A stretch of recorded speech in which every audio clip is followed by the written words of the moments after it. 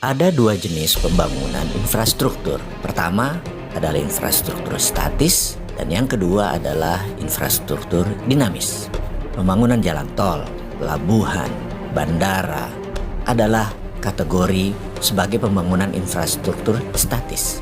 Sifat dari infrastruktur statis adalah penunjang kegiatan infrastruktur dinamis. Karena itu infrastruktur statis dibangun di banyak negara setelah siap pemakainya. Di Amerika misalnya di tahun 1940 sampai 1961, Amerika membangun infrastruktur statis besar-besaran. Tujuan utamanya adalah menyediakan pemanfaatan untuk industri otomotif Amerika. Mereka membangun jalan lebih dari 25.000 km. 9 dari timur ke barat, 11 dari utara ke selatan, dan terus dibangun akar-akar jalan tersebut. Apa yang terjadi adalah industri otomotif mereka tumbuh di atas 15% per tahunnya. Sisi lain negara Cina membangun infrastruktur statis di awal tahun 90-an hingga tahun 2010. Hanya sisi timur negara tersebut yang dibangun, kemudian baru ke arah tengah. Karena sisi timur Cina adalah daerah produksi dan daerah pelabuhan untuk pendistribusiannya ke internasional. Membangunnya terbesar pun adalah jalanan dan rel kereta api.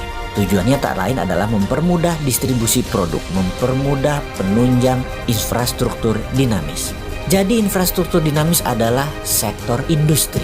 Seperti Amerika membangun industri hulu penyediaan bahan baku, menyediakan untuk pabrik-pabrik otomotif mereka, pabrik pengolahan biji besi, steel foundries, kemudian juga produksi perminyakan mereka, gasolin untuk bahan bakar mobil tadi, industri pangan.